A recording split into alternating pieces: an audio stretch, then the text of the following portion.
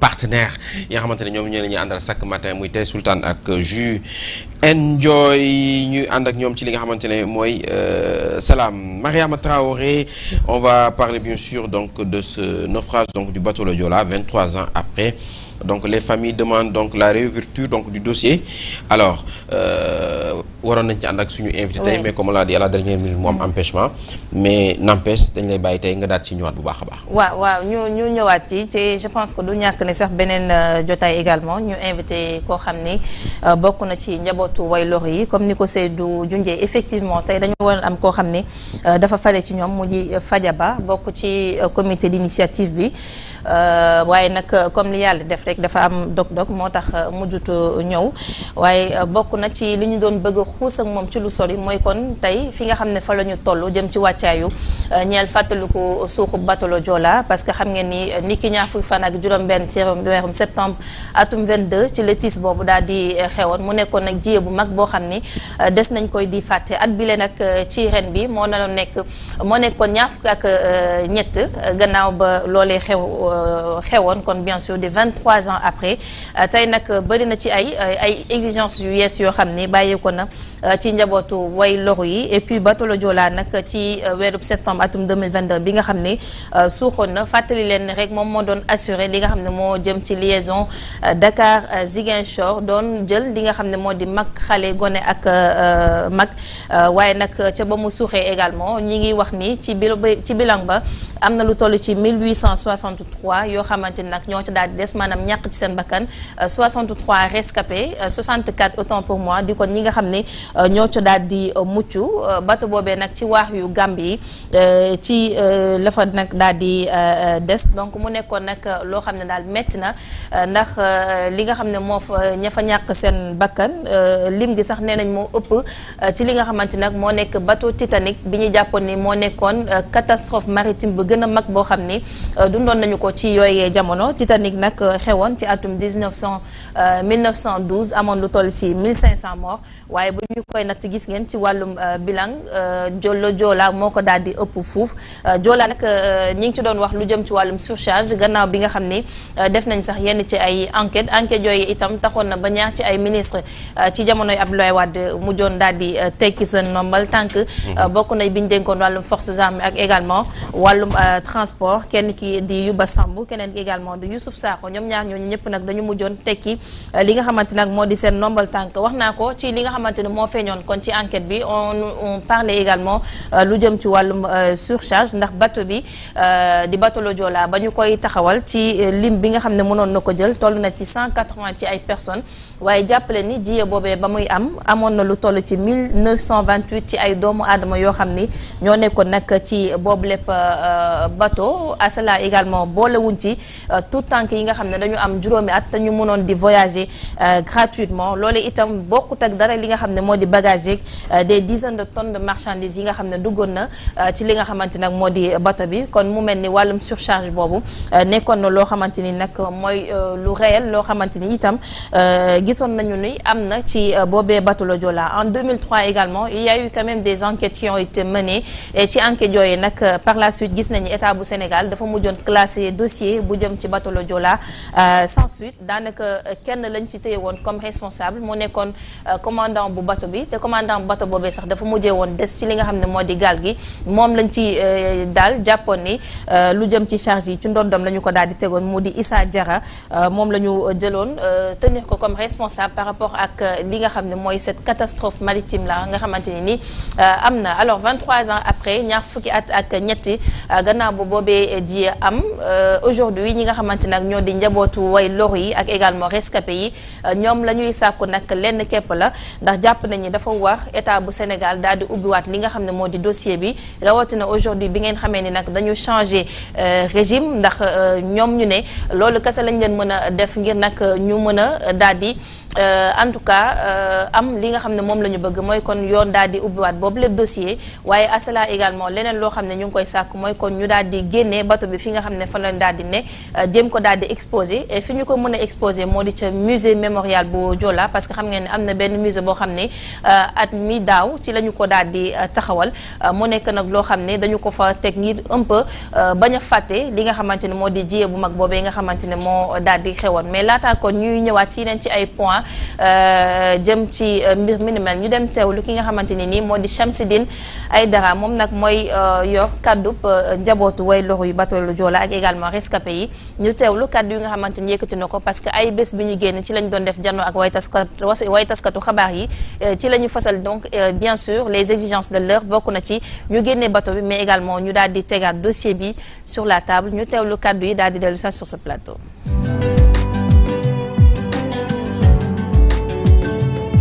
mais loolu yëpp jàpp nañ ne depuis bu Joola amee waroon na mën a servir de leçon suñu jugé woon lu mel ni Joola ñu génnee ci comportement yëpp yoo xam ne ñoo ko indi dina doon gën a ñaax askan bi ci loo xam ne loolu la ñu war a moytu loolu moo leen di indil loraange donc tey jii suñu toogee di laajaat justice 23 ans après nekkul rek mbirum fàttaliku lu fi xewoon mais tamit ñaax askan bi pour won leen ne lan moo indi woon la Joola yan comportement yoo xam ne ñoo ko indi woon mais wanal tamit ëllëg suñu dirigeants yi que nu mu yàgg-yàgg lu ñu mënti def su dee justice dafa war a def liggéeyam dina def liggéeyam dina àtte yoon te loolu mooy dëkk boo xam ne am na yoon bu dëgër jàpp nañ ne lu mel nii mënul am Sénégal mënul am ci benn dëkk ñu ne kenn du ko juger ay bakken ñoo faatu te du benn du ñaar du ñett du ñeent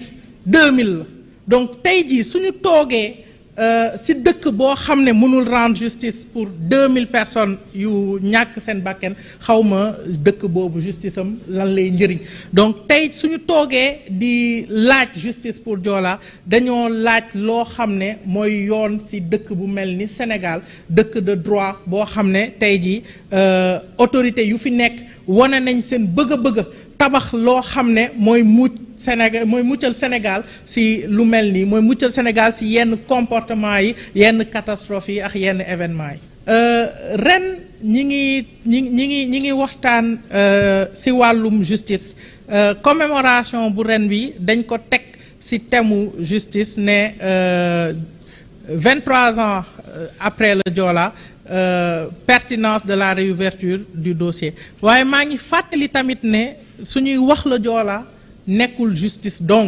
donc ren dañoo jël thématique justice waaye lu bëri làqu na ci ginnaaw donc mbirum mémorial musée bi donc nga xam ne daaw gis nañ ne ubbi nañ ko Ziguinchor waaye daanaka ubbiwuñu ko dañoo def cérémonie bi rek te ba tey ji am na yu bëri yoo xam ne war nañ ko ci wax di wax tamit ci mémorial musée wu Dakar bi mbirum orphelin yi nga xam ne boobu ba tey lu ñu leen ameloon ba tey defuñu ko mbirum renfloué bateau bi génnee ko ci ndox bi nga xam ne loolu tamit wareef la ndax dañoo war a suul suñuy néew loolu la ñu xam ci religion yëpp fii Sénégal loolu la ñu xam ak tamit bés bu 26 septembre mu doon bésu fàttaliku bi nga xam ne askan bi yëpp dinañ toog xam lan moo fi xewoon ndax da ngay dox 26 septembre ci mbedd bi kenn xamul ne ñëpp fàtte nañ.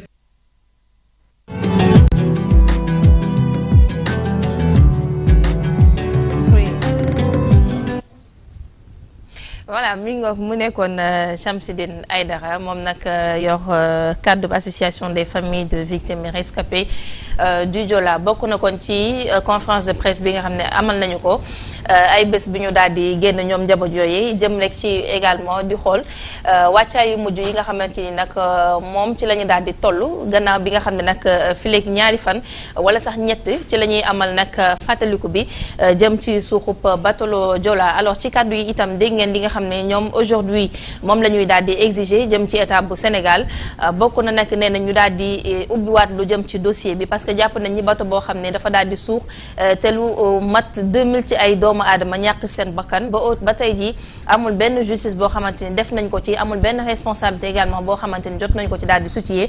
kon jàpp nañ ni yoon la justice daal di leeral nag mbir mi ni mel, waaye bu weesoo loolu itam ñu daal di sàkku leen ñu génnee bato bi fi nga xam ne nag foofu la daal di ne bato bi nag xam ngeen ne ma nga suuxee ca waaxub yu Gambie ci fàttali leen. am na nag ñaari plongée yoo xamante ni itam jotoon nañu ko daal di amal kon mu nekkoon aussi ay ONG yu bàyyeekoo ca biti réew doon xool justement bu fekkee bato bi mën nañ ko daal di génnee ana lañ ci war a mën a def ak it natt ko xool li nga xamante ni moo di dispositif yi. waaye jàpp nañu ba li nga xam ne nag moo di ñaari plongée yooyu nga xam ne def nañu ko état bu Sénégal amul lenn loo xam ne jël na ko jëm ci ay mesures ba tax na nag ñu ne bi lépp bato faw ñu génnee ko dem exposé ko fi nga xamante nag moo di ca musée mémorial bu Joola bi nga xamante ne jot nañu ko ci daal di amal ndax ñu ne loolu rek la ñu mën a def ngir nag ñoom ñu daal di wàccoog seen àq ak yelleef jëm ci seen néew yi. parce que jusqu'à aujourd'hui am na ci ñoo xamante ni nag ñoom jotuñu seen néew mu xam seen yaay seen papa itam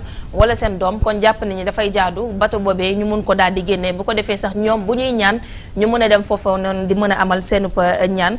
waaye nag loolee lépp ay exigences yu bees la yoo xamante daal teg nañu ko sur la table. et puis bokk na également leneen loo xam ne Seydou ñoom yàgg nañ du koy sàkku mooy bésub 26 septembre ñu def ko journée du souvenir mu nekk nag bésub férié boo xamante ni nag jàpp nañu buñ ko ci amalee dana tax ba bateau Joola bile duñu ko mujj daal di fàtte. parce que jàpp na ni ba ci date bi sax bu ñu ci yeggee nit ñi dañuy tëñëx rek day mel ni sax musul am lu xew bésub 26 septembre. kon aujourd'hui également bokk na ci li nga xamante daal ñu ngi koy sàkku ci état bu Sénégal mu nekkoon kon kenn ci koo xamante ni moo fare ci association des familles de victimes et rescapés du bateau Joola. Seydou mu ngoog merci beaucoup mu nekk comme ni nga ko waxee ñoom it ni ñu ko waxee mu nekkoon lu metti lool loo xam ne Sénégal vraiment dund na ko catastrophe bu doy waar sax 26 ans après donc ces familles qui encore réclament certaines choses gis nañu nguur gu bees gi biñ ñëwee mémorial bi tijji nañ koy tout ça mais ñoom ñu ngi réclamer toujours que bateau bi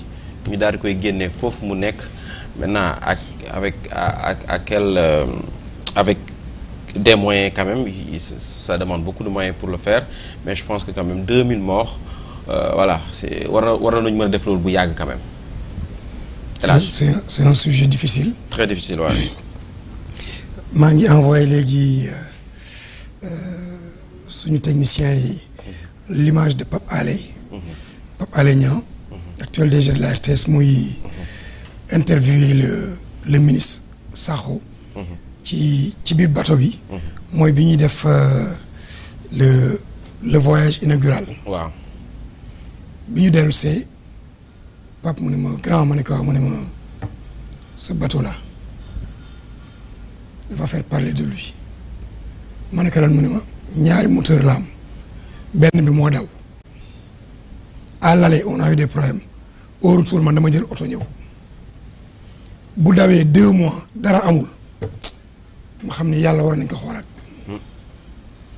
donc les gens savaient déjà mais volonté politique moo dugaloon bateau bi ci biir géej gi mbir mi am ñu def li ñuy def yaa ngi naan léegi le 26 bu amee Sénégalais dañuy vaquer à leurs occupations mais c'est que les Sénégalais n'ont pas tiré une leçon de cette histoire-là. waaw. surcharge mi ngi am réewande mi ngi am ci réew mi. insécurité négligence mi ngi am ci réew mi ba léegi.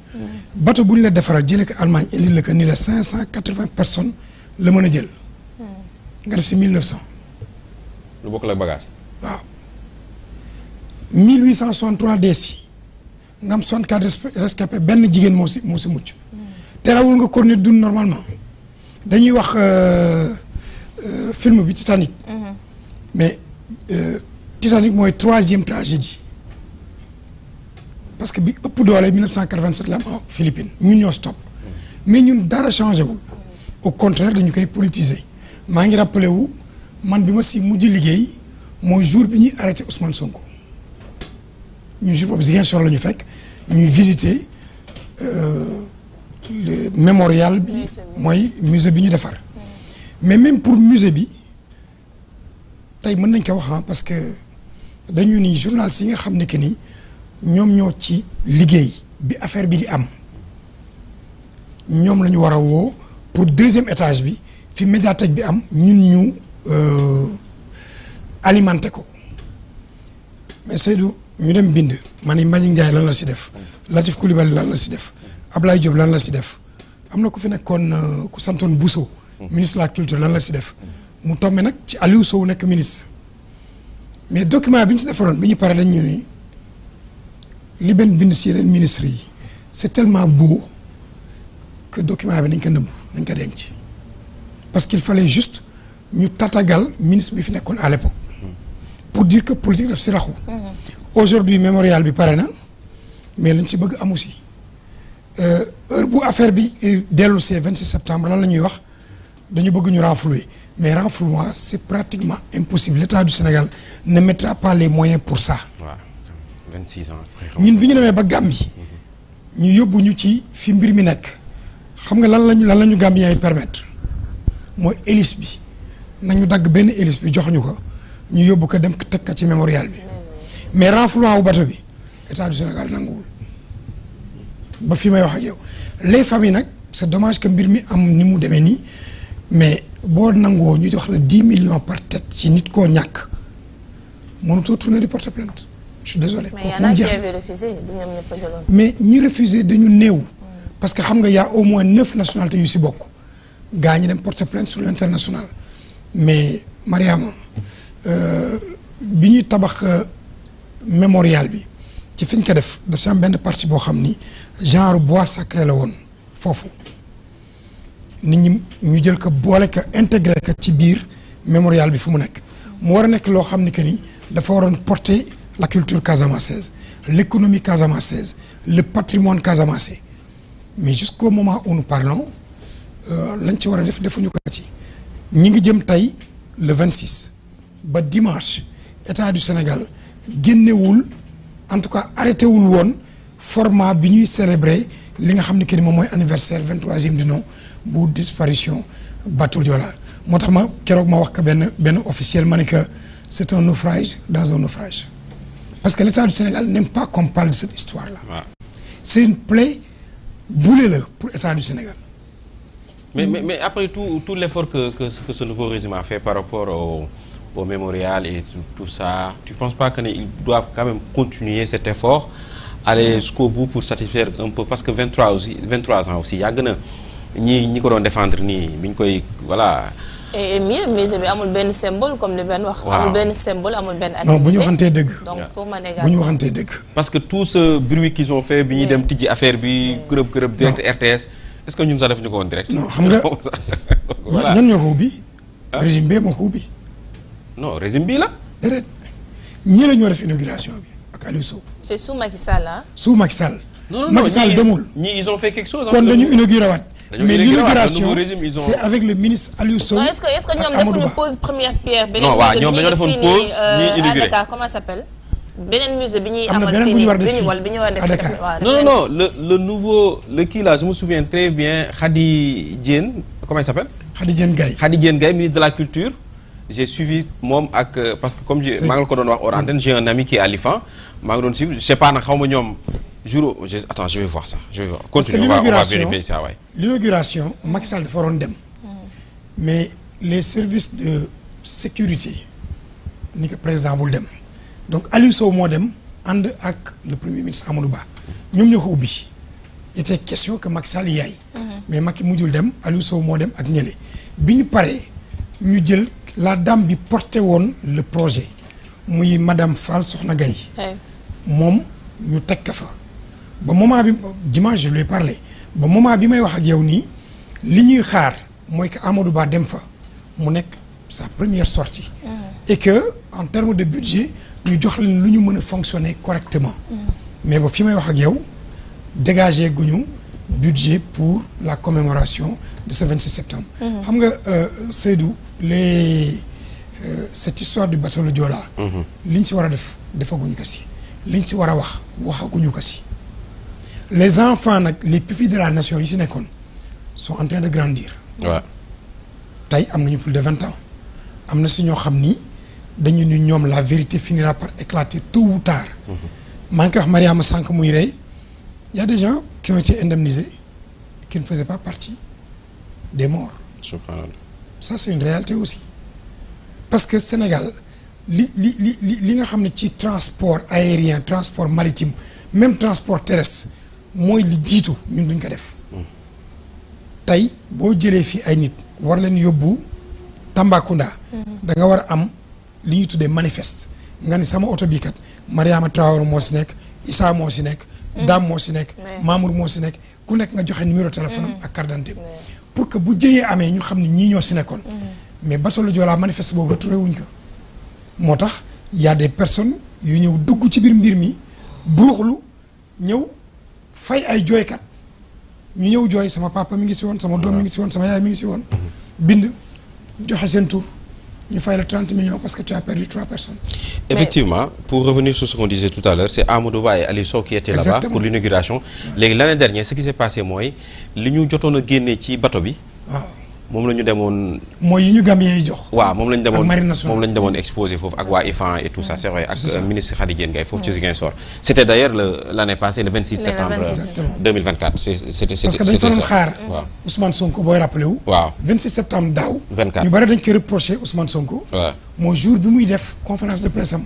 Effectivement. di wax affaire dette beeg yi ñu sàcc ak yooyu. Effectivement jour boobu la woon. waaw effectivement on se souvient de ça d'ailleurs on en avait ici même parlé ici ci plateau bi. waxtaan nañ ko fi mais Ben bu fekkee par exemple comme li nga wax bato bi liñ ci war a def defaguñ ko. liñ ci war a wax waxaguñ ko comme ni nga ko waxee léegi est-ce que aujourd'hui également jotul est-ce que ñu ubbiwaat dossier bi déjà ubbiwaat dossier bi est-ce que mën na nekk parce que bu ñu ko ubbiwaatee quand même ça va être beneen deuil boo xam ne dinañ ko dund. xam nga boo bëggee comprendre côté deuil bi ngay wax moi dama dem Gandiol fekk fa des jeunes yoo xam ni ay rescapés wu ñoon mais sont des gens yoo xam ni ba léegi ils portent ce naufrage là dans leur brain. Ouais, bien sûr. parce que justice bi ñu bëgg amuñu ko si c'est qu'on n'a jamais jugé au Sénégal ñi nekkoon ci mbir mi. On parle du commandant Issa Diarra parce que moom moo dee. ñu jël yëpp porté loo ko. On avait Youmba Sambou comme ministre on avait Youssouf Sakho comme ministre des transports. maa ngi rappelé wu suñu ñaari naataangoo yi nga xam ni que ni ay journalistes la ñu nekkoon conseiller en communication du ministre des transports de l'époque. muy Maodo Malick Mbaye bi nekk si kaso bi actuellement nekkoon après DG ANAMO am na. L'autre j'oublie son nom moom moo nekkoon Raphaël Lambal nekkoon Walfadjri jóge Walfadjri nekk conseil du ministre moom man jour boobu bi ma koy woo pour vérifier information bi ndax bateau bi dafa coulé dafa ne ma mais Ben je t'aime bien quoi mais nag mënuma wax bateau bi dafa coulé j'ai ma femme ma fille mes 2 enfants sama bonne ak sama benn jarbaat étudiante ñi ngi ci bateau bi man maa ngi jëm embarcadère leen xaar ñoom laay gasandu ji mais ne coupe pas l'appel restons en ligne ba ma dugg ci kii bi bu mu duggee gis le capitaine du port wax ak moom capitaine dafa ne ko non le bateau sera là dans moins de 15 minutes il était à 9 heures fekk na boobu bateau bi depuis minuit 26 minuit 27 bateau bi existé tout donc moom il a perdu toute sa famille d'un coup 7 personnes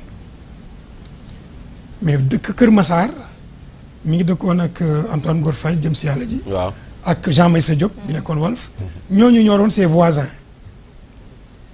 mais mu toog si kër gi zombie lay doon parce que amatoo kenn.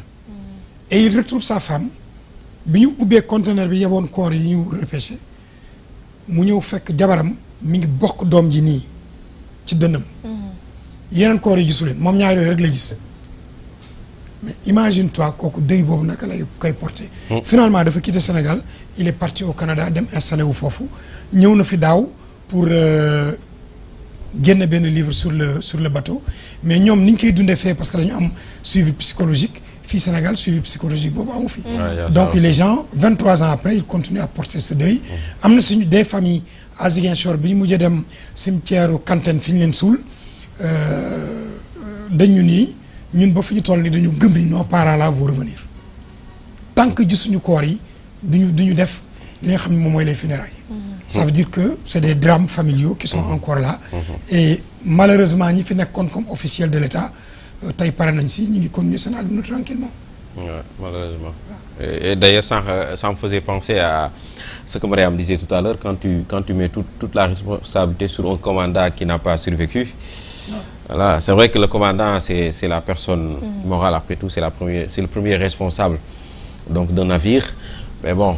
gis nga Seydou politique bi moo yàq lépp. waaw bi ñuy dem di visiter du mémorial bi j'étais avec Ablaye Cissé parce qu'il a été le premier journal sénégalais bu demoon Gambie.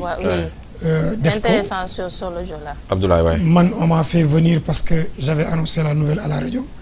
Ibrahima Gassama, Mamadou Moussa Ba, El Hadj Guissé, mais bi ñuy dem dama ne leen mais on ne peut pas parler de ça te yóbbuwuñu Pape Alé Niang parce que moom moo def voyage inaugural bi moom rek mooy unique journaliste au monde bu interviewer le commandant Issa Diarra moom kese moom rek moo interviewé le ministre ci biir bateau bi mais imaginez le 2023 nga ni état wu Macky Sall régime Macky Sall dem leen jëli Pape Alé Niang ci lii ils ont dit non Pape Alé moom saa yi tu l'aimes bien mais teg ka fee bokkul Pape ne faisait pas partie de ce voyage là parce que simplement il était avec Pastef mais aujourd'hui il est DG de la RTS boo ñëwee nii da ngay jël Pape Alé pour mu defal la témoignage moom tamit mu am fulaak fayda la politique moo taxoon ñu écarté ma man tamit politiquement du ma leen jox li ma yor et pourtant il a des archives sonores yoo xam ni c'est intéressant pour que boo duggee ci médiathèque bi li ngay njëkk def mooy takk casque yi nga déglu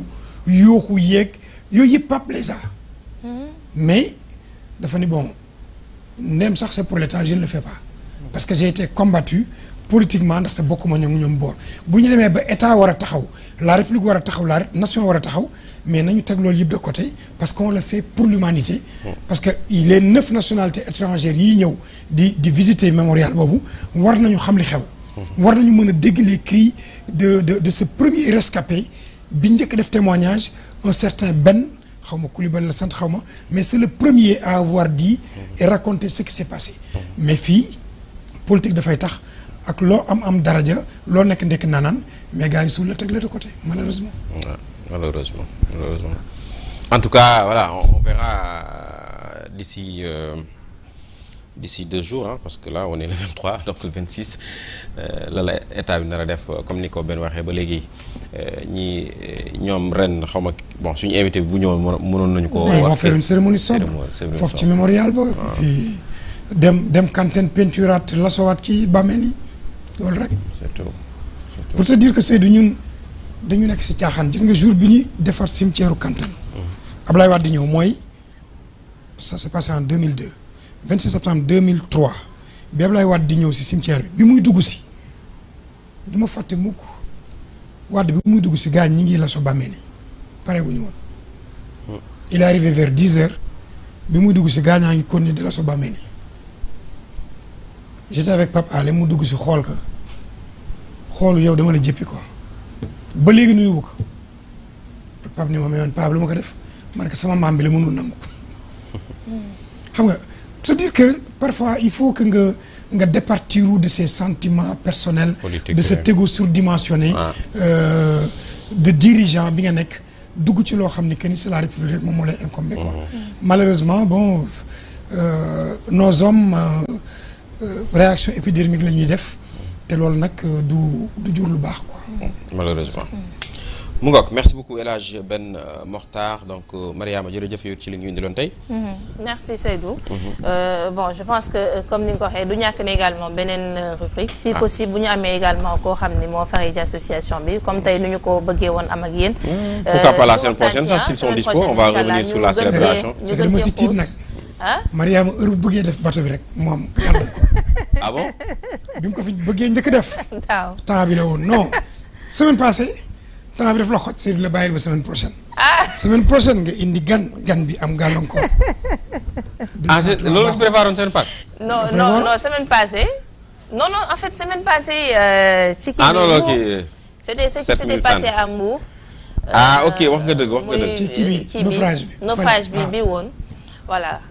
mais peut-être semaine prochaine incha allah ñu am benn gan waxtaanee ci mbir mi gën cee xuus lu sole. incha allah yàlla nañ ko fekkeek jàmm en tout cas ak loo ci mënti dégg rek mu ngi noonu ci li nga xamante ne mooy actualité bi xam ngeen ne ce sera ce 26 incha allah ñu war a fàttaliku naufrage du Joola di masaw comme ni ko benn waxee rek ñi nga xamante ne ñoom dëy bi ñu ngi koy dund ba léegi donc kiiwul dafa metti nag parce que c'est des familles entières c'est des am na ñoo xam ne seen histoire boo ko liree c'est voilà c'est extraordinaire.